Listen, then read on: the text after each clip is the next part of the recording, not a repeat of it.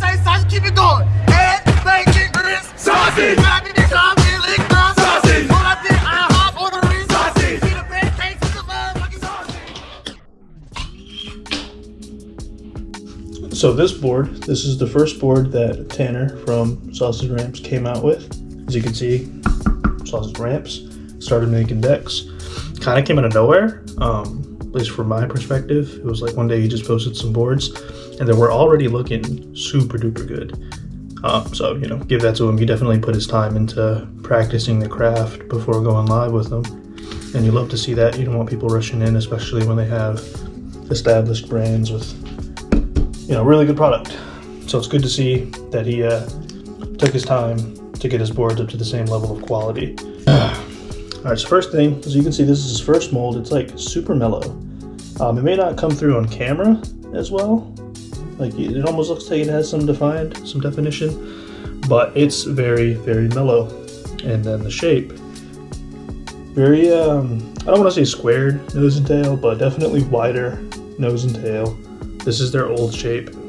Boards that I would compare this style to, something like a Funeral or Tonic Wood even.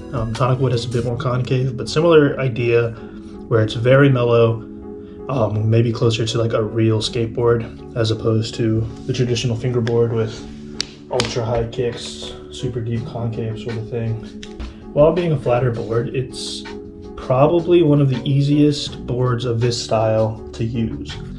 Simply because with a lot of super flat boards, you typically need to, or at least I need to, change how I flick, change my style a bit. They're a little harder to use, generally speaking.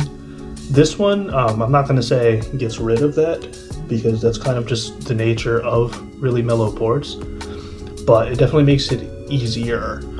So if you're into that style of fingerboarding, or that style of fingerboards, really lends itself to super realistic, like you're going quick, you're popping low,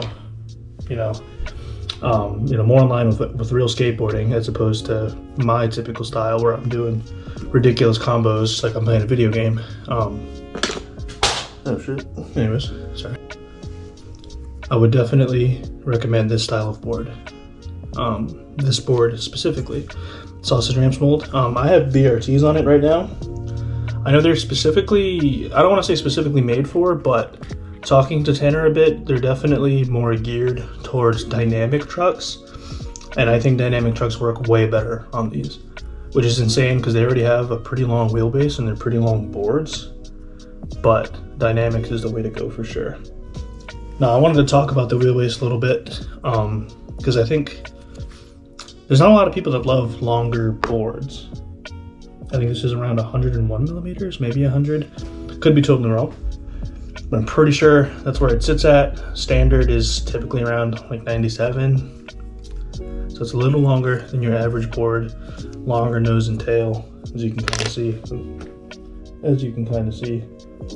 But I think that's good. I personally like that, and I think it also lends itself well to most styles. I think having a longer board, when it's this mellow, can help you get flicks a little easier and a little more comfortable. Which, I mean, some people might not like, but I would typically recommend it, especially if you're a beginner and you wanted to get a flat board, try something different. I would go to this before anything else. So you can see if you like that style of deck before spending money on something else.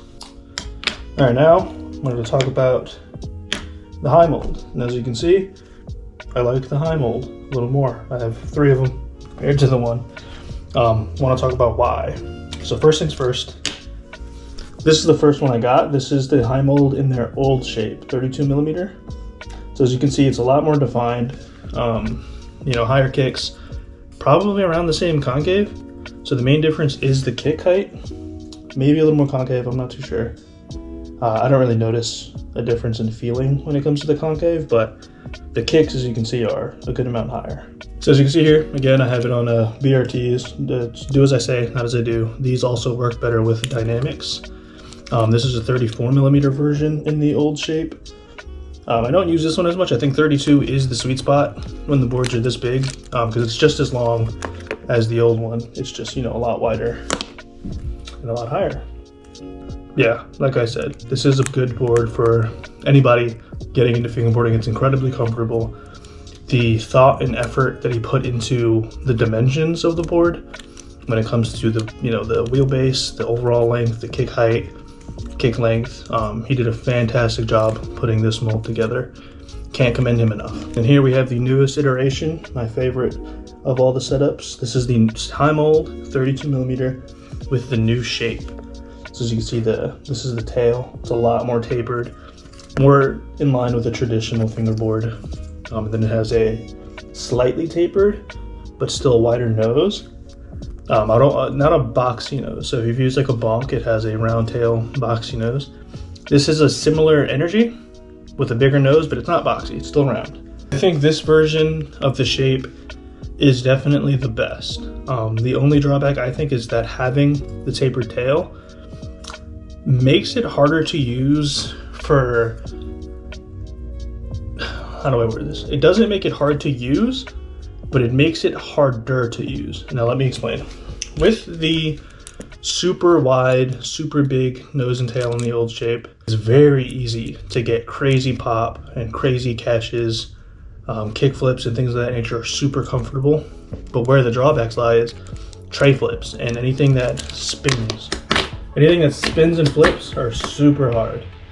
So that would be a detriment to a beginner.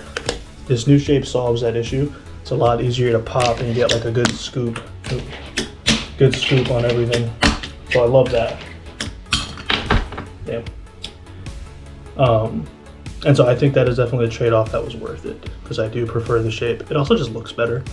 I like looking at this shape more, and like it or not, I think functionality is probably the most important part. But for me, I don't care how functional a board is. If it looks funny and I don't like how it looks, I don't like looking at it, I'm not gonna like it. Kind of closing thoughts really, because there's not much else to say about it other than just going through what these boards do different. This is definitely the best version of the low concave, high kick kind of trend that's going on. Kind of started with the G16 as far as I know, and then a lot of other companies are making similar stuff now. I think this is the sausage Tanner. He did it the best. Definitely recommend these boards if you can get your hands on one.